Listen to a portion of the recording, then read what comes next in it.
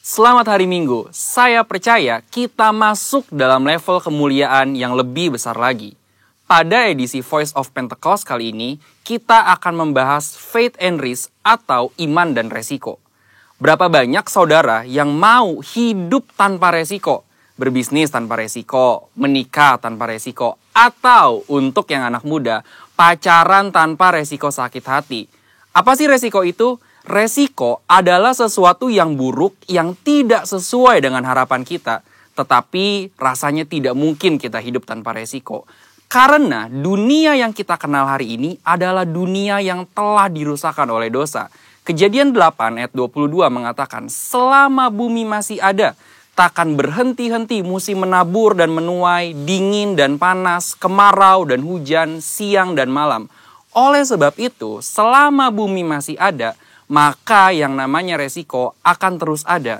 Lalu, bagaimana kita mengatasi hal ini? Dengan memiliki iman. Terkadang, hidup ini seperti seorang pengusaha yang sedang berinvestasi. Dan yang namanya investasi tentu ada segudang resiko. Seperti beberapa faktor berikut. Yang pertama, faktor waktu. Kita bisa menghitung, tetapi tidak bisa menentukan dengan pasti kapan investasi kita akan menghasilkan profit yang baik. Dalam hidup ini, kita juga tidak pernah bisa memastikan waktu. Tapi yang pasti, Tuhan selalu tepat waktu. Yang kedua, faktor karakter. Kepada siapa kita menginvestasikan uang kita akan sangat berpengaruh pada besar kecilnya resiko yang akan kita terima. Tetapi apabila kita menginvestasikan hidup kita pada Tuhan, kita tahu Dia adalah pribadi yang sangat dapat dipercayai, bahkan mengasihi kita. Yang ketiga, faktor tak terduga. Sejeli apapun kita mengelola semua resiko dalam investasi, tetap saja ada resiko yang tidak dapat kita duga. Seperti halnya tahun 2020 ini. Banyak hal yang tidak kita ketahui dan mengejutkan.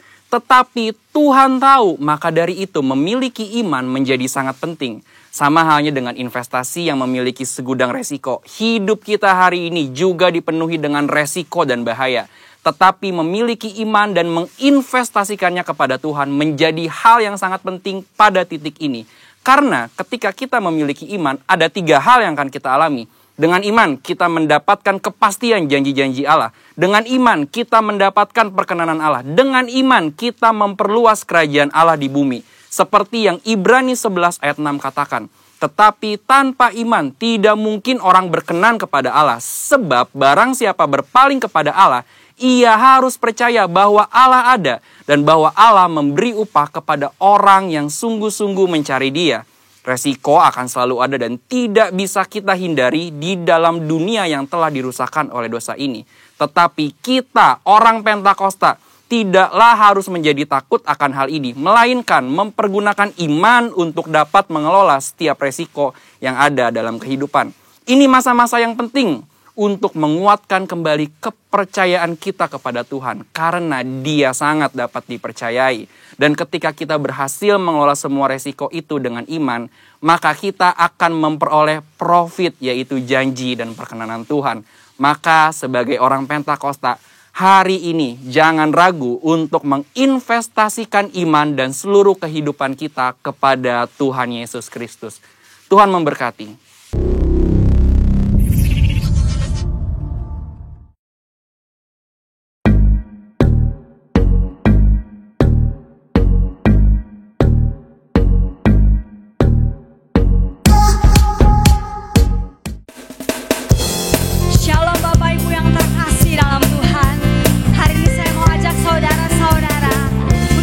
Dia, Raja segala raja. Mari sama-sama kita puji Dia dengan sukacita.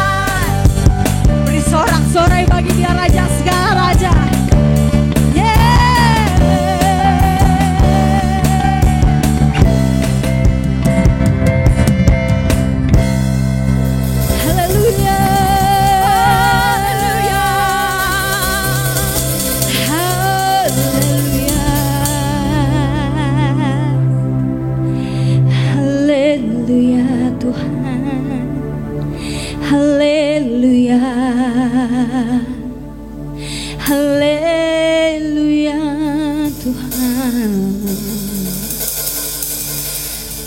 Kau Bapa kami yang baik Tuhan. Kami tahu Tuhan, Engkau Allah yang selalu beserta dengan kami Tuhan. Yes, amin. Sebab Engkau Allah Immanuel Tuhan. Engkau Allah beserta dengan kami Tuhan. Buat apapun yang terjadi di dalam hidup kami tahu Tuhan, Engkau ada bersama-sama dengan kami. Maka dari itu Tuhan, dengan iman kami mau katakan, Engkau juru selamat kami, Engkau penolong kami, Engkau Allah beserta dengan kami Tuhan.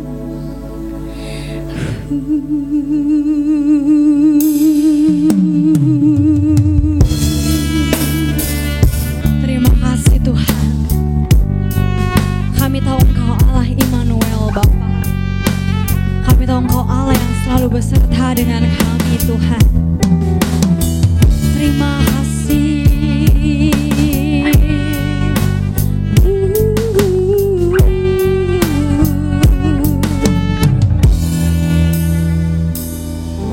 Bapakku datang dan berserah, ku nyatakan Kau yang berkuasa dalam gelap. Kau setia, Kau cahaya hidupku.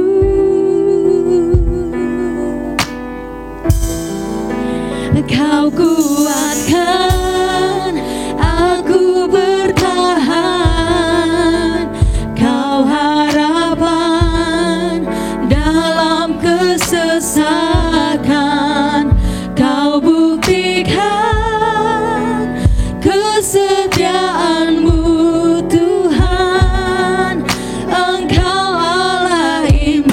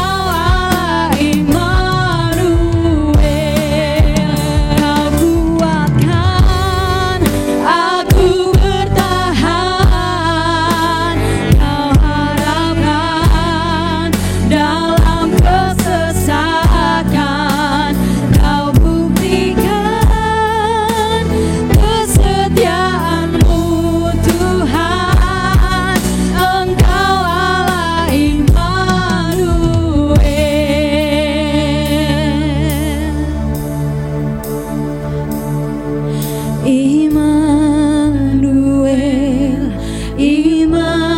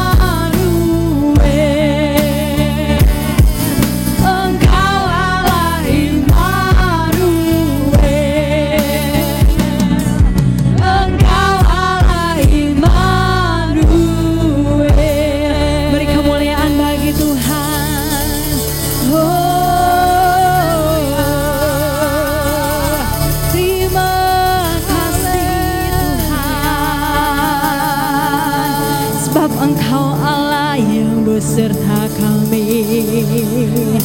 Kira laba syara laba tayara labu.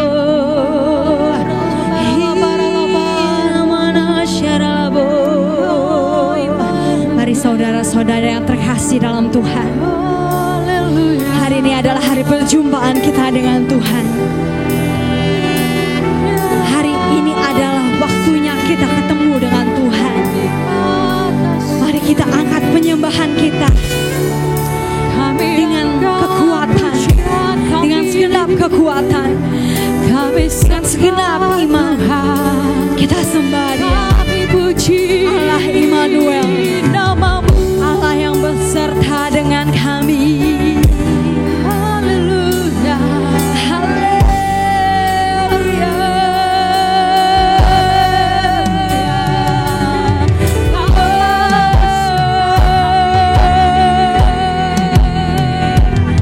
Kami sembah Kau, kami sembah Kau Tuhan. Kami sembah Kau Tuhan.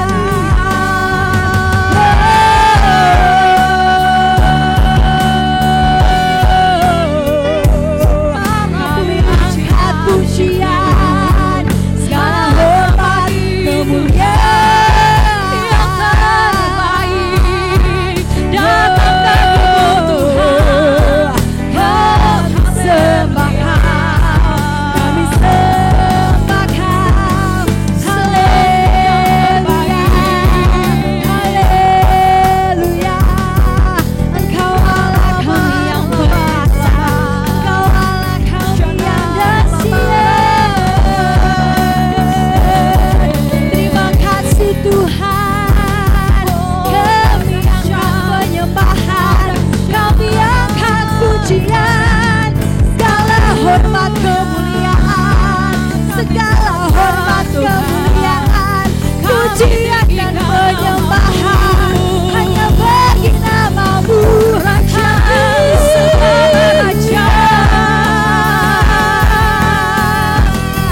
Haleluya, haleluya, haleluya,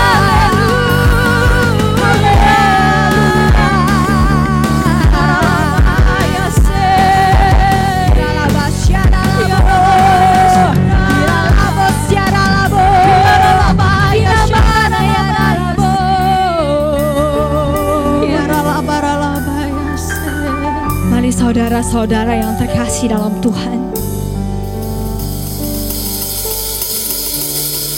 hari ini adalah hari perjumpaan kita dengan Tuhan Yesus, Juru Selamat dunia. Untuk apapun yang sedang terjadi di dalam hidup kita, mari sama-sama kita katakan, Dia Allah Immanuel, Dia Allah beserta dengan kita. Amin. Dalam kondisi saat ini, situasi seperti air-air ini yang terjadi, mari saudara-saudara yang sangat Tuhan kasihi, mari kita bangun hubungan kita dengan Tuhan. Karena hanya Dialah yang dapat menolong kita dalam segala pergumulan yang sedang kita hadapi. Yes Tuhan, betapa setianya Engkau Bapa, betapa setianya Engkau Tuhan. Kami tahu Tuhan, kami punya iman, kami punya kasih, kami punya pengharapan yang terus kami pegang di dalam-Mu Kristus Yesus Tuhan. Inilah kami Bapa, biar hari ini menjadi hari perjumpaan kami Tuhan. Setiap pribadi lepas pribadi dengan Engkau, pribadi yang lebih jauh mengenal hati kami. Yes Tuhan. Bapa, Kau setia. Bapa, Kau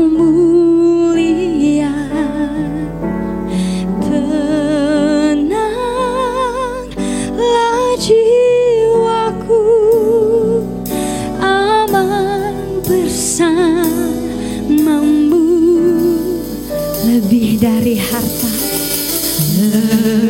lebih dari harta. Kaulah segalanya. Tenanglah jiwaku dalam hadirat-Mu. Kau tunjukkan kasih setiamu. Kau menyediakan yang ku perlu. Kau sayang, kau mulia, dulu, sekarang, dan selamanya. Kau tunjukkan kasih setiamu. Kau menyediakan yang ku perlu. Kau setia, kau mulia, Bapa, kau setia. Katakan, Bapa. Bapa, kau setia. Bapa, kau mulia Tuhan. Kau mulia. Tenanglah jiwaku dalam hadirat-Mu. Lebih dari harta, Kaulah segalanya. Tenanglah jiwaku dalam hadirat-Mu. Kau tunjukkan kasih setiamu. Kau menyediakan yang ku perlu. Kau setia, kau mulia, dulu, sekarang, dan selamanya. Kau tunjukkan kasih setiamu. Kau menyediakan yang ku perlu. Kau setia, kau mulia, Bapa, kau setia. Shalom Bapak Ibu sekalian, selamat berjumpa kembali di dalam ibadah online di bulan Agustus di tahun 2020 ini. Kita tentunya patut mengucapkan syukur terus kepada Tuhan kalau kita boleh ada seperti kita ada sampai hari ini. Nah Bapak sekalian, sebelum kita masuk di dalam ibadah ini, saya mengajak Bapak sekalian untuk kita berdoa bersama-sama. Kembali kami mengucapkan syukur, terima kasih Tuhan atas kasih, atas berkat-Mu yang berlimpah bagi setiap kami, perlindungan Tuhan yang sempurna, sehingga kami boleh beribadah Tuhan Yesus di bulan Agustus di tahun 2020, walaupun secara online Tuhan. Biar Tuhan, Engkau sendiri akan menyatakan pesan-Mu bagi setiap kami Tuhan. Urapi hamba-Mu yang tidak ada apa-apa ini Tuhan. Dan juga kami semua Tuhan, mampukan juga hamba-Mu untuk bisa menyampaikan kebenaran firman-Mu. Dan bungkus setiap kami dengan darah-Mu kudus. Demikian juga untuk setiap anggota keluarga kami ada di rumah, dimanapun mereka berada Tuhan lindungi. Dan saat ini dengan otoritas daripada Tuhan Yesus Kristus, kami mematahkan setiap siasat manusia dalam nama Yesus. Dan kami merubuhkan setiap kubu-kubu yang didirikan oleh keangkuhan, kesombongan manusia untuk menghalangi pengenalan akan Allah. Saat ini kami rubuhkan dalam nama Yesus. Dan kami bertawan segala pikiran dan kami mentaklukkan di bawah kaki-Mu. Biar Roh Kudus yang berkuasa berdaulat sepenuhnya atas pikiran hati kami. Terima kasih Tuhan. Di dalam nama Yesus kami berdoa dan mengucapkan syukur. Haleluya. Amin. Nah, Bapak sekalian, nanti di dalam ibadah online ini kita juga akan mengadakan perjamuan kudus. Itu sebabnya saudara juga harus mempersiapkan, nanti ada roti, ada juga minumannya. Nah, Bapak sekalian, di bulan Agustus tanggal 5 saya melihat satu report di worldmatters.info tentang pandemik corona ini. Nah, kelihatannya masih jauh dari selesai, karena per status tanggal 5 Agustus secara global case coronavirus itu sudah mencapai 18,7 juta orang yang artinya terkena corona ini. Dikatakan ada 705.000 orang lebih yang meninggal dunia. Memang ada kabar baik, dikatakan dari 18.000 sekian orang yang kena corona ini 11,9 juta sembuh, ya. Dan juga kita mendengar bahwa berita vaksin sudah ditemukan, tetapi kita belum tahu kapan vaksin itu tersedia dan apakah itu efektif buat artinya orang-orang manusia di muka bumi ini. Nah, selama ini masih berlangsung, Bapak sekalian, tentunya membawa dampak yang buruk, ya, terhadap pertama tentang perekonomian baik di Indonesia maupun dunia. Nah, Bapak sekalian, saya baca artinya di dalam berita, Bapak sekalian, bahwa Uni Eropa resmi dikatakan masuk di dalam resesi.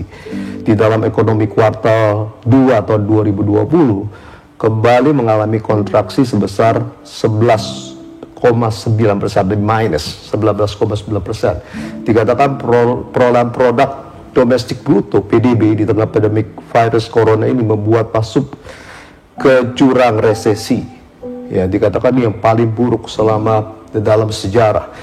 Nah, Bapak sekalian, juga ditunjukkan Bapak sekalian tidak hanya di Uni Eropa, tetapi di Uni Eropa, saudara perhatikan baik-baik apa yang dikatakan oleh Robert Koch Institute, mengatakan bahwa lonjakan kasus baru-baru ini sangat mengkhawatirkan. The second wave, gelombang kedua ini sangat mengkhawatirkan.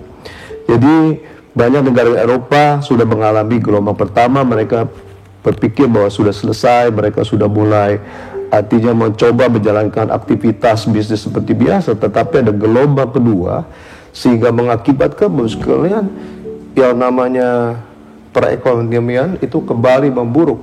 Bahkan dikatakan di Prancis kasus harian positif corona merayap kembali ke tingkat yang sama seperti saat penutupannya yang dibuka pada awal Mei. Pun dengan Spanyol dan Italia juga mencatat kenaikan, sebut Robert Koch Institute dalam pernyataannya.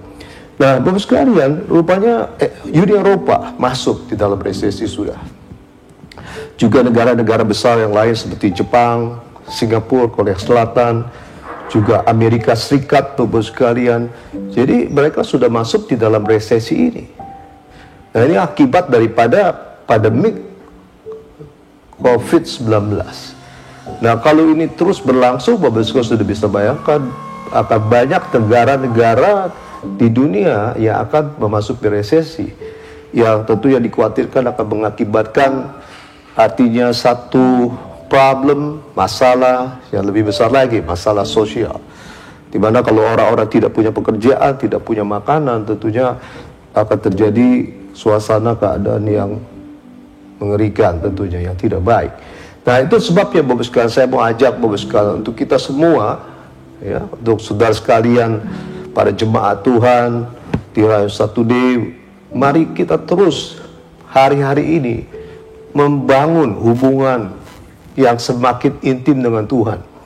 Saya bersyukur bahwa saya tidak tahu tentang kriterianya, tetapi Ibu Sri Mulyani mengatakan Indonesia belum masuk di dalam artinya krisis ini, ya, walaupun sudah minus 4% lebih, Bapak sekalian. Dan saya percaya Bapak sekalian, kalau gereja Tuhan artinya terus berdoa, Bapak sekalian, buat bangsa Indonesia dan juga tentunya buat negara-negara di dunia, kita percaya bahwa Tuhan akan berbelas kasihan kepada setiap kita, dan biar pandemik yang namanya pandemik 19 ini tentunya nantinya akan berakhir. Nah, Bapak sekalian, nah tentunya Bapak sekalian, saya mau ajak Bapak sekalian seperti pemazmur Daud mengatakan di Mazmur 27 mengatakan, satu hal yang aku minta kepada Tuhan, untuk diam di rumah Tuhan seumur hidupku. Nah, kenapa Daud meminta itu kepada Tuhan? Karena dia katakan bahwa dia bisa menikmati baiknya, menikmati kebaikan Tuhan. Bahkan dikatakan di dalam ayat yang kelima, sebab ia melindungi aku dalam pondoknya pada waktu bahaya. Ia menyembunyikan aku dalam persembunyian di kemahnya. Ia mengangkat aku ke atas gunung batu. Saya sangat-sangat percaya kalau kita ini sungguh-sungguh dengan Tuhan, membangun semakin intim dengan Tuhan, hubungan semakin intim dengan Tuhan, perlindungan Tuhan itu sempurna atas setiap kita. Nah, tetapi tentunya bos sekalian, tidak cukup artinya kita hanya berdoa, lalu kita menjalankan aktivitas tanpa memperhatikan, mengabaikan protokol yang ada. Nah, saya mau ajak Bapak sekalian untuk setiap saudara saya, untuk kita mematuhi, mentaati protokol yang sudah ditentukan oleh gugus tugas COVID-19 atau pemerintahan yang ada di Indonesia. Itu penting. Untuk pakai masker waktu kita keluar rumah, untuk kita menjaga jarak satu dengan lain, lalu kita tidak masuk di dalam kerumunan orang yang terlalu banyak, lalu kita juga sering mencuci tangan, karena itu penting Bapak sekalian. Tanpa kita melakukan itu Bapak sekalian, sayang Bapak sekalian, kita berdoa kalau kita tidak pakai masker, ya, lalu kita melanggar protokol-protokol yang lain, artinya itu kita mencobai Tuhan. Nah, banyak di antara orang-orang yang artinya yang mencoba, artinya tidak memakai masker atau melakukan satu persekutuan banyak dengan orang-orang banyak, akhirnya terkena dengan COVID-19 ini. Nah, Bapak sekalian, jadi bicara tentang pandemi COVID-19, ini adalah bagian daripada artinya goncangan yang memang Tuhan sudah nubuatkan. Saya teringat dengan apa yang Tuhan pesankan melalui gembala sidang kita Pak Niko di dalam kitab Yoel pasal yang kedua, ya, ayat 28 bicara tentang bahwa Tuhan akan mencurahkan rohnya bagi anak laki-laki dan perempuan, orang-orang tua mendapat mimpi, teruna mendapat penglihatan, juga hamba laki-laki dan perempuan akan dicurahkan oleh Roh Kudus. Jadi Roh Kudus dicurahkan secara dahsyat pasti di dalam era Pentakosta yang ketiga ini. Nah, tetapi di ayat yang ke-30 Bapak sekalian dikatakan jelas, aku akan mengadakan mujizat-mujizat di langit dan di bumi, darah dan api dan gumpalan-gumpalan asap. Matahari akan berubah menjadi gelap gulita dan bulan menjadi darah sebelum datangnya hari Tuhan yang hebat dan dahsyat itu. Jadi Tuhan sudah berbicara tentang sesuatu kejadian yang akan menggoncangkan artinya orang-orang yang berdiam di muka bumi ini. Nah, bicara COVID-19, penyakit sampar memang dalam sejarah manusia sudah banyak berlangsung. Tetapi bicara tentang COVID-19 saya percaya agak berbeda. Karena apa? Penyakit sampar ini adalah bagian daripada satu tanda di mana Tuhan Yesus akan datang untuk kedua kalinya. Karena sudah lihat bahwa COVID-19 ini itu menyebar ke seluruh dunia. Mungkin 98% negara-negara dunia itu sudah terkena dengan COVID-19 ini. Dan kita bisa melihat dampak yang hebat di dalam banyak segi. Ya, banyak segi. Itu dahsyat Bapak sekalian. Jadi satu goncangan yang Tuhan izinkan terjadi di muka bumi ini. Nah, kenapa bisa itu terjadi? Kenapa Tuhan izinkan terjadi? Saya kalau melihat, merenungkan tentang apa yang Tuhan kerjakan waktu bangsa Israel dibawa keluar dari Mesir, bagaimana Tuhan itu akan menyatakan mujizat kebesarannya, dikatakan supaya apa? Orang Mesir, arti orang dunia itu mengerti bahwa ada Allah yang hidup, Allah yang dahsyat yang namanya Yesus. Itu nomor satu. Nah, yang kedua, Bapak sekalian, di dalam kitab Yoel pasal yang kedua ayat yang ke-32 itu dikatakan begini, barang siapa yang berseru kepada nama Tuhan akan diselamatkan. Sebab di Gunung Sion dan di Yerusalem akan ada keselamatan seperti yang telah difirmankan Tuhan, dan setiap orang yang dipanggil Tuhan akan termasuk orang-orang yang terlepas.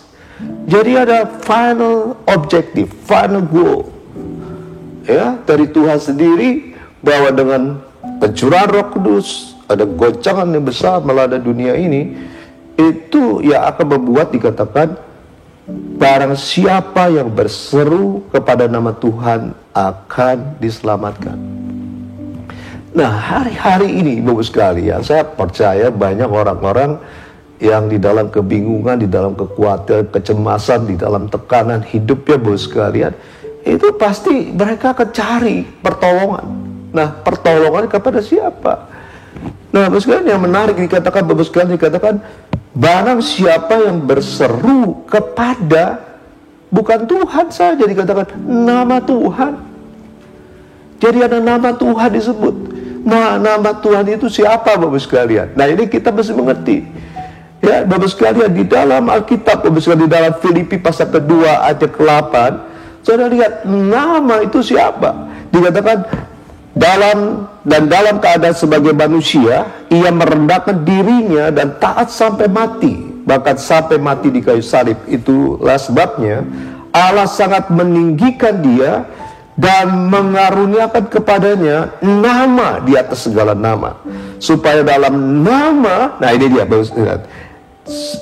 dan dikatakan, dan yang ada di atas bumi, dikatakan, dan supaya dalam nama Yesus bertekuk lutut segala yang ada di langit dan yang ada di atas bumi dan yang ada di bawah bumi, dan segala lidah mengaku Yesus Kristus adalah Tuhan, bagi kemuliaan Allah Bapa. Tuhan, ini kuncinya Bapak sekalian, bagaimana tentunya Tuhan menginginkan di dalam kondisi kekalutan, kondisi goncangan dan demikian hebatnya, bahwa manusia memanggil, mencari Tuhan, ya, berseru kepada nama Tuhan yang namanya Yesus Kristus Tuhan, yang bisa menyelamatkan, yang bisa melindungi, yang bisa memulihkan, yang bisa memberkati, yang bisa melakukan apa saja. Nah, Bapak sekalian, saya ajak Bapak sekalian. Nah, sekarang masalahnya dikatakan barang siapa yang berseru kepada nama Tuhan akan diselamatkan. Setiap orang yang berseru, dikatakan, ya, berseru yang namanya kepada nama Tuhan akan diselamatkan. Nah, di dalam Roma pasal yang ke-10 ayat 13 Bapak sekalian, ini dijelaskan lagi Bapak sekalian, ya. Roma pasal ke-10 ayat 13. Dikatakan begini, sebab barang siapa yang berseru kepada nama Tuhan akan diselamatkan. Sebab barang siapa yang berseru kepada nama Tuhan, yaitu Yesus Kristus, akan diselamatkan. Nah, tetapi ayat 14 dikatakan, tetapi bagaimana mereka dapat berseru kepadanya jika mereka tidak percaya kepada dia? Nah, persoalan yang pertama Bapak sekalian, bagaimana seseorang bisa berseru kepada Yesus kalau dia tidak percaya kepada dia? Saya percaya kita sendiri juga Bapak sekalian, kalau minta pertolongan, minta bantuan, tentunya kepada orang yang kita kenal dan kita tahu mempunyai kemampuan untuk menolong kita. Ya, jadi di situ dikatakan bagaimana mereka bisa berseru kalau mereka tidak percaya. Nah, lalu dikatakan lagi Bapak sekalian, bagaimana mereka dapat percaya kepada dia jika mereka tidak mendengar tentang dia? Jadi untuk bisa percaya Yesus Kristus Tuhan, untuk bisa berseru kepada nama Yesus, Bapak pertama harus percaya. Yang kedua Bapak sekalian, tetapi untuk bisa percaya mereka harus mendengar siapa Yesus. Siapa itu Yesus? Itu sebabnya dikatakan kan, jika artinya bagaimana mereka dapat percaya kepada dia jika mereka tidak mendengar tentang dia. Lalu dikatakan bagaimana mereka mendengar tentang dia jika tidak ada yang memberitakannya. Jadi untuk orang bisa mendengar tentunya harus ada orang lain yang memberitakan sesuatu, menceritakan tentang siapa itu Yesus, supaya mereka mendengar. Lalu pemberitaan atau firman Tuhan yang diberitakan menjadi iman, bertumbuh, percaya kepada Yesus, dan mereka akan bisa berseru kepada Yesus. Nah, lalu dikatakan begini, bos sekalian. Dan bagaimana mereka dapat memberitakan jika mereka tidak diutus? Sebab ada tertulis betapa indahnya kedatangan mereka yang membawa kabar baik. Jadi bos sekalian, waktu kita memberitakan Tuhan Yesus, kita ini membawa berita baik kepada orang lain. Dengan baik, waktu kita memberitakan Yesus kepada orang lain, supaya orang lain mendengar, kita membawa kabar baik. Daripada kita bicara, kita bawa tentang gosip, cerita yang serem, cerita yang horor, bapak sekalian, cerita yang tidak baik. Kan lebih baik hari-hari ini kita membawa kabar sukacita, kabar baik itu tentang Yesus. Itu sebabnya bapak sekalian, Tuhan Yesus itu memerintahkan kepada kita semua. Dikatakan ya di dalam Matius pasal ke-28 ayat 18, ini bicara tentang amanat agung Tuhan Yesus yang kita harus tahu sebagai orang-orang percaya. Dikatakan Yesus mendekati mereka dan berkata kepadaku telah diberikan segala kuasa di surga dan di bumi.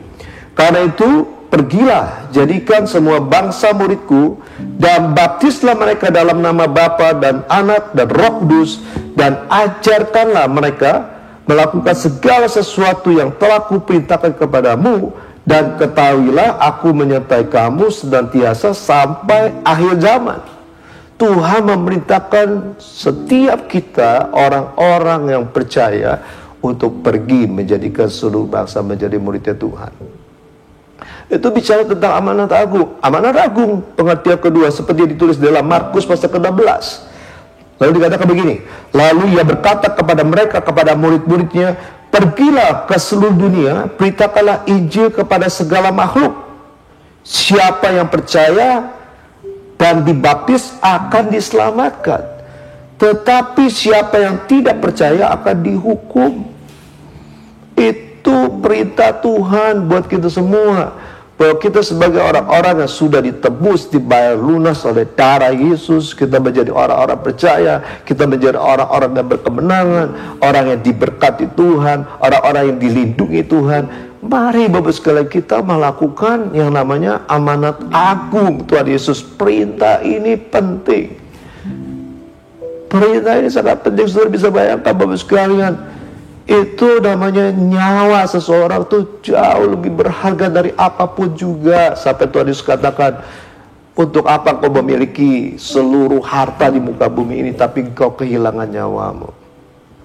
Sampai Tuhan berkata ada satu orang bertobat. Satu orang bertobat, itu dikatakan malaikat Tuhan yang berlaksa-laksa di surga itu bersuka cita. Bapa bersuka cita, Bapak sekalian, Tuhan Yesus bersuka cita, Roh Kudus bersuka cita. Nah Bapak sekalian, tetapi di dalam fakta kenyataan yang ada Bapak sekalian, saya juga terus terang agak bersedih, agak bukan kecewa lah, artinya kenapa ya orang-orang Kristen, gereja Tuhan banyak yang justru tidak atau belum melakukan amanat agung Tuhan Yesus. Nah, waktu saya bercakap-cakap dengan beberapa orang, Bapak sekalian, orang-orang Kristen bahkan yang sudah lama ya, sudah jadi orang Kristen, lalu saya tanya tentang apakah mereka memberitakan tentang Injil Kerajaan Allah, melakukan amanat agung Tuhan Yesus. Mereka bilang, waduh, enggak Pak. Bahkan dari beberapa pelayan Tuhan pun saya lihat cuma ngomong Tuhan Yesus di gereja, tetapi kalau di luar, di orang-orang yang belum percaya, mereka tidak melakukan itu. Nah, lalu saya coba tanya, apa sih yang menjadi alasan mereka untuk mereka tidak artinya melakukan amanat agung Tuhan Yesus? Yang pertama dikatakan, ada yang bilang gini, Pak, waduh saya nggak tahu Pak bahwa itu ada perintah Tuhan. Lalu ada yang lagi ngomong Bapak sekalian bahwa saya pikir itu bukan tugas saya, itu tugas pendeta, tugas penginjil. Ya, ada lagi yang bilang saya takut orang yang diberitakan jadi marah, takut nanti teman-temannya orang-orang yang diberitakan ini meninggalkan dia. Lalu kalau dengan orang tua, takut orang tuanya nanti marah besar, ya, karena mungkin mereka punya kepercayaan diri, ya. Jadi mereka ada yang bisa gitu. Lalu dikatakan juga ada yang menyebutkan alasan bahwa mereka nggak berani memberitakan Injil Kerajaan Allah karena mereka merasa nggak cukup pengetahuan tentang firman. Jadi kalau nanti ditanyakan sesuatu, ada orang yang artinya mereka tidak bisa jawab. Memang ini perlu buat kita semua untuk memperlengkapi, ya, firman harus perlu belajar. Di gereja kita baru sampai hari ini itu kom 100, kom 200, kom 300 itu terselenggara melalui online. Dan bahkan saya dapat laporan jumlah yang ikut jauh lebih banyak waktu offline. Saya bersyukur bahwa orang-orang di dalam waktu yang sekarang mereka meluangkan waktunya untuk banyak belajar. Tentunya kita harus banyak artinya mengetahui tentang kebenaran firman Tuhan, belajar untuk kita bisa mengenal dia lagi. Ada lagi beralasan kenapa mereka tidak memberitakan Injil, karena mereka merasa tidak layak. Karena waktu mungkin mereka menegur seseorang karena berbuat salah, berbuat dosa, dia merasa, aduh, saya juga masih melakukan itu. Memang itulah sebabnya, bos sekalian, buat kita yang sudah menerima Yesus menjadi Tuhan dan Juru Selamat, tentunya manusia lama itu harus ditanggalkan. Kebiasaan buruk, dosa, kesalahan yang biasa kita lakukan, kita harus mulai tinggalkan itu. Itu menjadi satu buah pertobatan buat kita semua.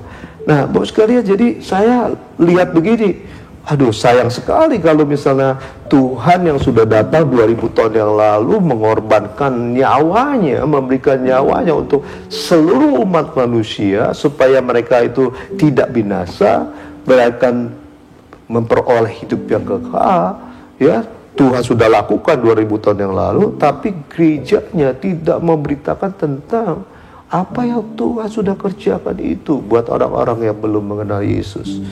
Nah, bos sekalian, lalu saya coba renungkan di dalam Alkitab. Ada satu orang yang dulu namanya Saulus, lalu berubah nama menjadi Paulus. Nah, bagus sekali kita tahu Saulus adalah orang yang tidak percaya Yesus Kristus itu Mesia atau anak Allah. Dia tidak percaya sama sekali. Dia tidak percaya bahwa keselamatan itu bisa diberikan oleh Tuhan Yesus Kristus. Bahkan dia itu memiliki kebencian yang sangat kepada orang-orang yang mengikuti Yesus. Dan sebabnya, Bapak sekalian, banyak orang yang dipenjarakan, banyak orang yang dianiaya, bahkan dibunuh karena Saulus juga yang menginisiasi untuk melakukan itu. Bahkan pada suatu saat dia mendapatkan kuasa penuh dari imam-imam untuk ke Damsyik, untuk dia menangkapi orang-orang yang percaya di sana, Bapak sekalian. Dan tetapi apa terjadi, Bapak sekalian, di tengah perjalanannya, lalu dia berjumpa, dia melihat terang, dia mendengar secara audible suara Yesus. Nah, pada saat itu, Bapak sekalian, itu yang namanya Paulus, karena melihat sinar kemuliaan Tuhan yang demikian hebatnya, dia tidak bisa melihat apa-apa. Nah, Bapak sekalian, ceritanya bagaimana, Bapak sekalian? Lalu Tuhan ini mengutus salah satu muridnya untuk pergi ke tempat, ke rumah di mana yang namanya Paulus ini tinggal. Nah, Bapak sekalian, jadi waktu Tuhan menyuruh murid ini untuk pergi, ya, melayani yang namanya Saulus, murid Tuhan ini juga komplain, Tuhan, bukankah ini orang jahat terhadap umatmu? Dia yang mau punya rencana untuk menganiaya pengikutmu di Damsyik, yang menganiaya banyak orang-orang yang percaya. Nah, tetapi Bapak sekalian, ada sesuatu hal yang menarik di sini, Bapak sekalian. Tuhan tuh berkata begini, dikatakan, tetapi firman Tuhan kepadanya, pergilah, sebab orang ini adalah Allah pilihan bagiku untuk memberitakan namaku kepada bangsa-bangsa lain serta raja-raja dan orang-orang Israel. Aku sendiri akan menunjukkan kepadanya betapa banyak penderitaan yang harus ia tanggung oleh karena namaku. Jadi Tuhan ini justru mau pakai Saulus atau Paulus yang tadinya tidak percaya, yang membenci pengikut Yesus, menjadi alat Tuhan, bahkan memberitakan tentang Tuhan sendiri kepada bangsa-bangsa lain. Ini sesuatu yang luar biasa, Bapak sekalian. Tapi kita lihat, Bapak sekalian, Tuhan punya rencana tentunya bagaimana dengan Paulus sendiri, artinya Saulus sendiri. Nah, Bapak sekalian, itu di ayat 19, di dalam Kisah Para Rasul pasal 19 dikatakan, dan setelah artinya Saulus makan, pulihlah kekuatannya. Saulus tinggal beberapa hari bersama-sama dengan murid-murid di Damsyik. Ketika itu juga ia memberitakan Yesus di rumah ibadat dan mengatakan Yesus adalah Allah. Saudara bayangkan, Bapak sekalian, orang yang tadi tidak percaya Yesus, dia membenci orang-orang yang mengikuti Yesus, tiba-tiba bisa berubah 180 derajat. Tidak hanya dia percaya, tetapi dia memberitakan Yesus Kristus adalah anak Allah, the Messiah. Ya, ini sesuatu yang luar biasa. Dan lalu saya lihat, kalau saya gitu, mestinya orang-orang Kristen, orang percaya kan mestinya sama seperti Saulus tentunya, atau Paulus. Nah, kenapa itu Paulus bisa bersikap seperti itu? Dan saya lihat, Bapak sekalian, mungkin kita juga perlu yang namanya artinya mengerti juga, memang perjumpaan dengan Tuhan penting di dalam hidup kita. Kalau kita hanya sebatas jadi orang Kristen karena orang tua, karena mungkin istri kita, suami kita, karena teman, karena ada hal-hal yang lain, lalu kita menjadi orang Kristen yang dikatakan orang yang percaya Yesus. Nah, Bapak sekalian, saya percaya kita tidak akan sama seperti ini, seperti Saulus nih. Jadi perlu yang namanya memang perjumpaan secara pribadi dengan Tuhan. Itu yang pertama, itu perjumpaan dengan Tuhan itu membuat seseorang berubah total. Dan kita melihat berapa banyak kesaksian, saya suka lihat di YouTube, Bapak sekalian, bagaimana orang-orang yang radikal, orang-orang yang tidak percaya Yesus, orang yang mungkin menyangkal Yesus, tetapi waktu mereka bertemu dengan Yesus, lalu mereka tuh berubah total. Mereka percaya bahwa Yesus itu Tuhan. Yesus itu putra Allah yang maha tinggi, yang sanggup menyelamatkan, yang sanggup membuat satu perubahan di dalam hidup dia dan hidup orang lain tentunya. Nah, Bapak sekalian, mari kita semua, Bapak sekalian, menyimak ini. Kalau saya mau saksikan, Bapak sekalian, saya juga mungkin ya tidak seperti Saulus, tapi saya sebagai orang Kristen dulu, Kristen KTP, saya paling tidak suka kalau orang-orang aktif di gereja, Bapak sekalian, apalagi ikut Injil, ikut artinya persekutuan doa, tetapi melalui satu perjumpaan secara pribadi dengan Tuhan, di mana Tuhan pulihkan, sembuhkan saya, keluarga saya, Bapak sekalian, itu merubah hidup saya. Sehingga, Bapak sekalian, saya sampai hari ini, Bapak sekalian, saya sungguh, Bapak sekalian, melihat Engkau Tuhan, gak ada yang lain. Engkaulah Raja di atas segala raja, Tuhan di atas segala Tuhan, yang patut disembah, dipuji Tuhan, dan patut dikenal oleh banyak orang di muka bumi ini supaya bisa diselamatkan. Nah, hal yang kedua, Bapak sekalian, yang kita lihat, Bapak sekalian, pertama, Rasul Paulus atau Saulus berjumpa dengan Tuhan sehingga dia percaya Yesus adalah Mesias, putra Allah yang maha tinggi. Nah, yang kedua, Bapak sekalian, yang saya perhatikan tentang bagaimana perubahan, bagaimana banyak hal yang Tuhan ungkapkan rahasia kebenaran firman Tuhan kepada Saulus, terutama tentang artinya tentang dosa, bagaimana kita hidup, jangan hidup lagi dalam dosa, tapi hidup di dalam kebenaran, di dalam terang, Bapak sekalian. Nah, salah satu yang Rasul Paulus ungkapkan di dalam Roma pasal ke-7 ayat 15, Bapak sekalian, di mana ini juga membuat artinya dia mengerti, wah benar, hanya Yesus. Ini adalah satu harta yang harus dipertahankan. Iman yang harus dipertahankan kepada Kristus itu harus dipertahankan apapun resikonya, Bapak sekalian.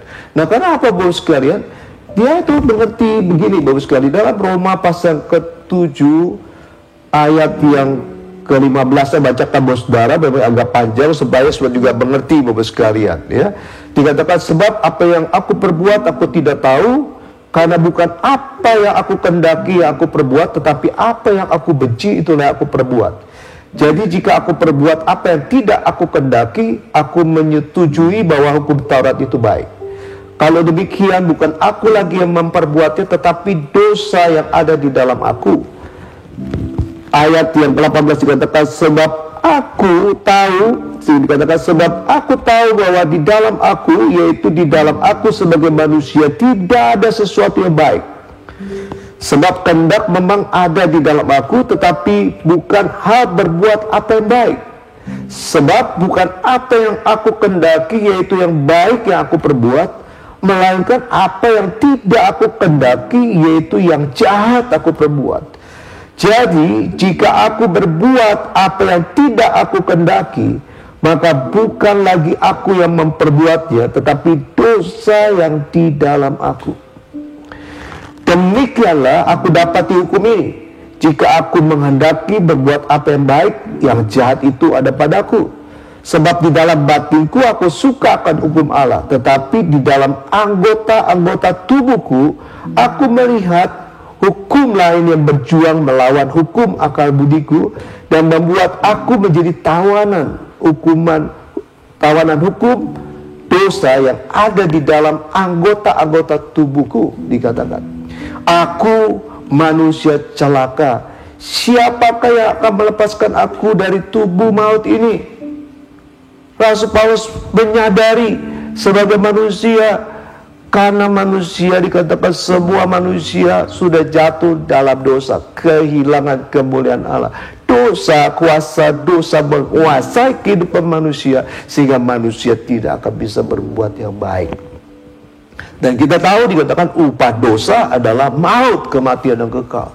Kalau seseorang tidak bisa melepaskan artinya kuasa dosa, perbuatan dosa dalam hidupnya, artinya apa? Dia akan masuk di dalam kematian yang kekal, di neraka.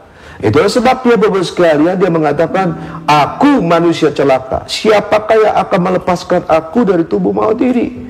Lalu ayat yang ke-25 dikatakan, syukur kepada Allah oleh Yesus Kristus Tuhan kita. Ya, Rasul Paulus bersyukur karena dia kenal Yesus, dia percaya Yesus Mesias, Putra Allah. Dia bertobat dari perbuatan yang salah, dosa-dosanya. Itulah sebabnya, Bapak sekalian, dia dimerdekakan, dibebaskan, menjadi orang-orang yang artinya dikenal oleh Tuhan, orang-orang yang berhak untuk menerima kehidupan yang kekal daripada Tuhan. Nah, Bapak sekalian, pengertian yang seperti ini kita harus dalami sungguh-sungguh. Tanpa Yesus, saudara tidak akan bisa lepas dari kuasa dosa. Itu sebabnya semua manusia butuh Yesus. Di dalam kondisi pandemi COVID-19 ini, di dalam kondisi resesi yang terjadi, di dalam goncangan yang terjadi, Bapak sekalian, Tuhan menginginkan setiap orang itu datang lalu berseru kepada nama Yesus, supaya mereka boleh dipulihkan, mereka boleh artinya dimerdekakan, boleh disembuhkan, boleh diselamatkan. Nah, tetapi untuk mereka berseru, Bapak sekalian, dengan baik-baik mereka harus percaya. Supaya mereka boleh percaya, mereka harus mendengar tentang Yesus, dan saudara dan saya diutus untuk memberitakan itu, untuk menyelesaikan dikatakan amanat agung Tuhan Yesus.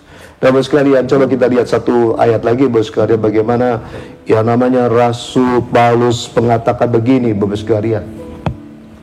Bayangkan orang yang membenci pengikut Yesus, yang tidak percaya Yesus, waktu ketemu Tuhan dia percaya, lalu dia menyadari, oh iya, syukur saya kenal Yesus, sehingga saya bisa terlepas dari kuasa dosa, saya boleh memperoleh kehidupan yang kekal. Nah, itu sebabnya dia katakan begini, karena jika aku memberitakan Injil, aku tidak mempunyai alasan untuk memegahkan diri, sebab itu adalah keharusan bagiku. Celakalah aku jika aku tidak memberitakan Injil. Rasul Paulus sendiri yang menulis, sebab itu adalah keharusan bagiku. Artinya memberitakan Injil ada keharusan bagi Paulus dan juga buat kita semua. Ya, dikatakan celakalah aku jika aku tidak memberitakan Injil. Mari Bapak sekalian, banyak orang-orang di luar sana Bapak sekalian membutuhkan pertolongan Tuhan.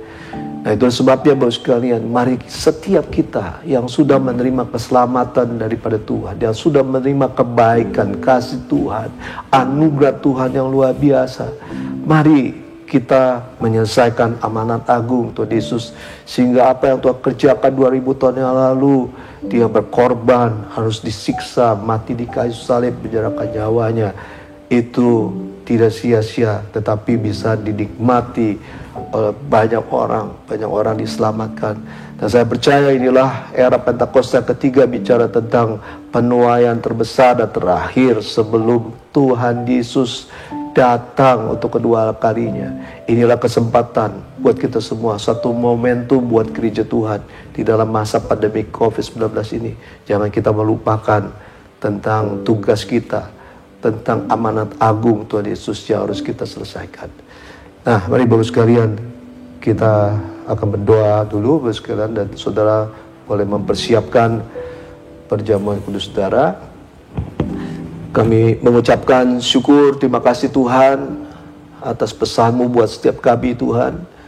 Hamba-Mu bersyukur Tuhan, Engkau mengingatkan kami untuk kami di dalam masa pandemik, di dalam goncangan, resesi, apapun yang terjadi di muka bumi ini, kami justru harus meningkatkan usaha kami, kegiatan kami, juga usaha apapun untuk kami boleh memberitakan kabar baik untuk menyelesaikan amanat agung Tuhan Yesus, sehingga banyak orang-orang yang berada di sekitar kami boleh berseru kepada nama Yesus dan mereka boleh diselamatkan.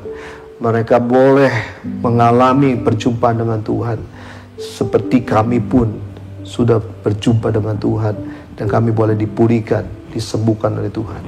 Terima kasih Tuhan, terima kasih Tuhan, terima kasih Tuhan. Mari Bapak sekalian, sampai kita mempersiapkan perjamuan kudus, kita akan menyanyikan lagu ini ya Bapak sekalian.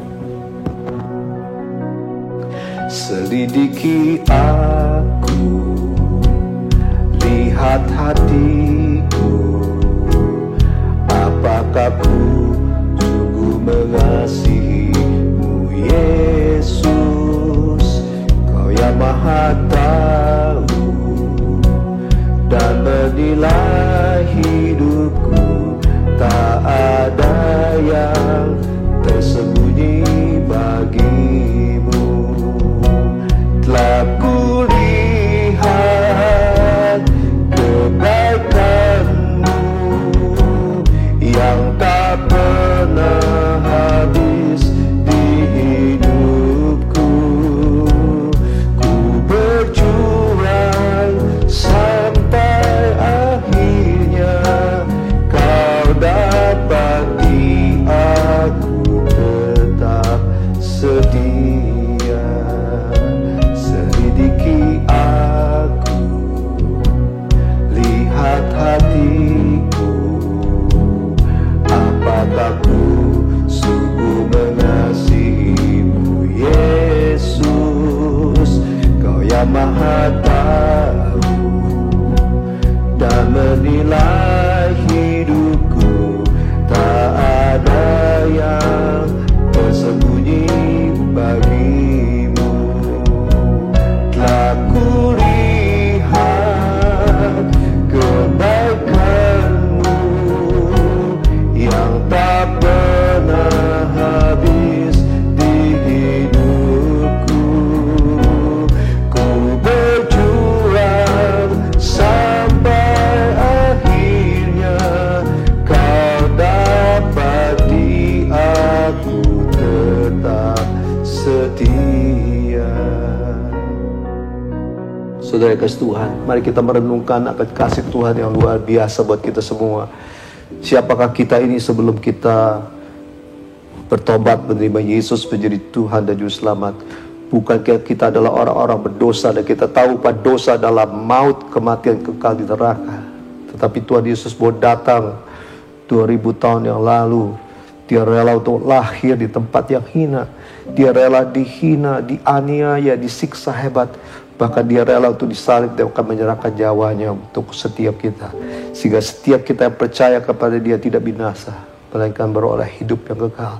Mari Bapak sekalian, sebelum kita masuk di dalam perjamuan kudus ini, Bapak sekalian, mari kita melihat diri kita masing-masing.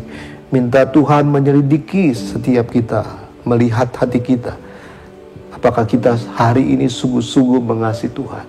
Saya percaya Bapak sekalian, kalau kita sungguh-sungguh mengasihi Tuhan, kita akan peka akan apa yang Tuhan mau kita lakukan.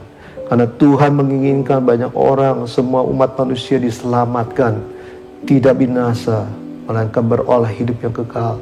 Tuhan mau setiap saudara saya ini bergerak menyelesaikan amanat agung Tuhan Yesus. Mari Bapak sekalian, sampai kita melihat mungkin ada kesalahan, ada dosa yang kita masih lakukan, yang tentunya dosa dan kesalahan ini menghalangi untuk kita bisa melakukan segala sesuatu untuk Tuhan, terutama amanat agung Tuhan Yesus. Mari kita minta ampun sama Tuhan, minta ampun sama Tuhan.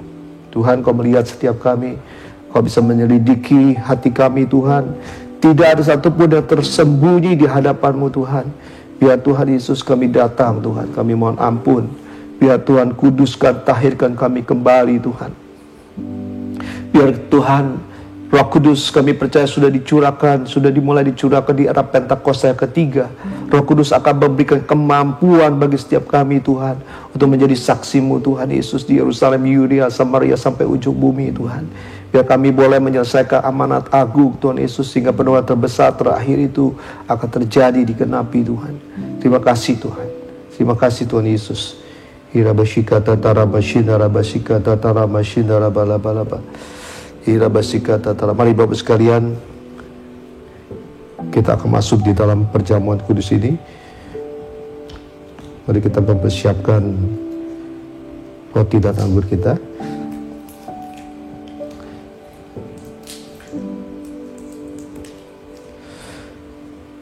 Sebab apa yang telah kuteruskan kepadamu telah aku terima dari Tuhan, yaitu bahwa Tuhan Yesus pada malam waktu ia diserahkan mengambil roti. Mari jemaat yang dikasihi Tuhan, kita angkat roti di tangan kanan kita tinggi-tinggi, dan sesudah itu ia mengucapkan syukur atasnya. Ia memecah-becahkan dan berkata, inilah tubuhku yang diserahkan bagi kamu, perbuatlah ini menjadi peringatan akan aku. Jemaat yang dikasihi Tuhan, bukankah roti yang kita pecah-pecahkan adalah persekutuan dengan tubuh Kristus? Mari kita memakannya dalam nama Yesus.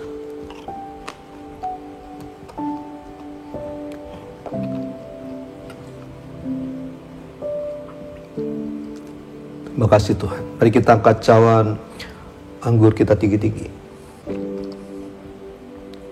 Demikian juga yang mengambil cawan sesudah makan lalu berkata, cawan ini adalah perjanjian baru yang dimeteraikan oleh darahku.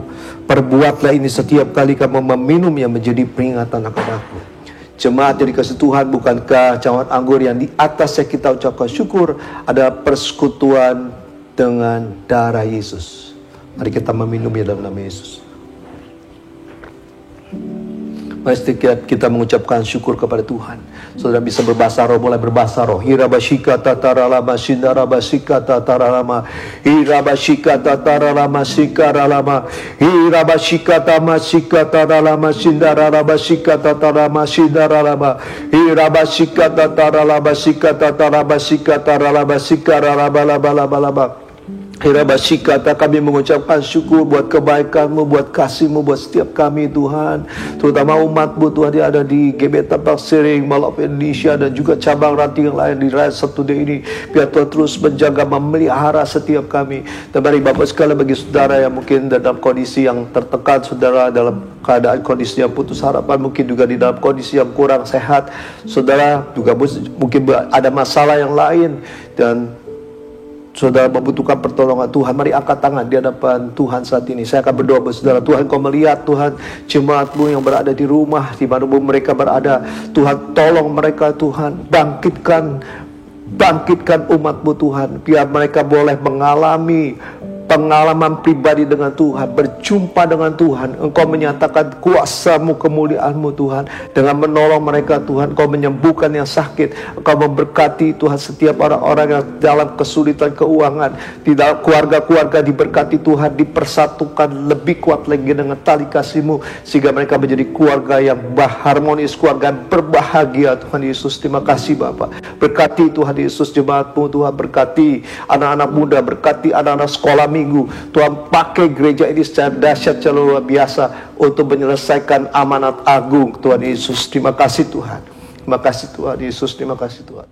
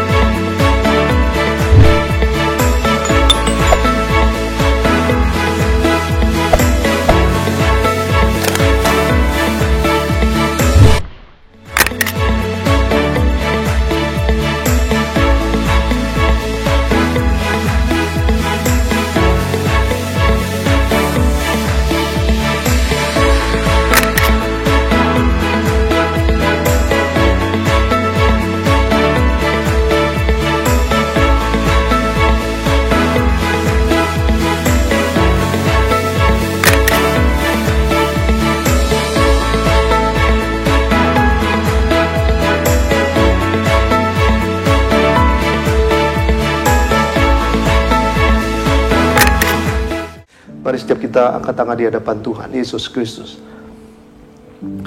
Kekasih Tuhan Yesus Kristus, saat ini terimalah damai, sejahtera, sukacita, kebahagiaan, perlindungan Tuhan yang sempurna, bahkan berkat yang berlimpah-limpah daripada Bapa di surga, melalui putranya yang tunggal, Yesus Kristus Tuhan, dan melalui persekutuan yang manis dengan Roh Kudus penyerta saudara sekalian mulai hari ini sampai Tuhan Yesus Kristus datang untuk kedua kalinya, bahkan sampai selama-lamanya. Yang percaya dan diberkati, mari kita katakan sama-sama, amin. Tuhan Yesus memberkati saudara. Jadikan aku rumah doamu bagi keselamatan bangsaku, bagi keselamatan bangsaku, bagi keselamatan bangsaku.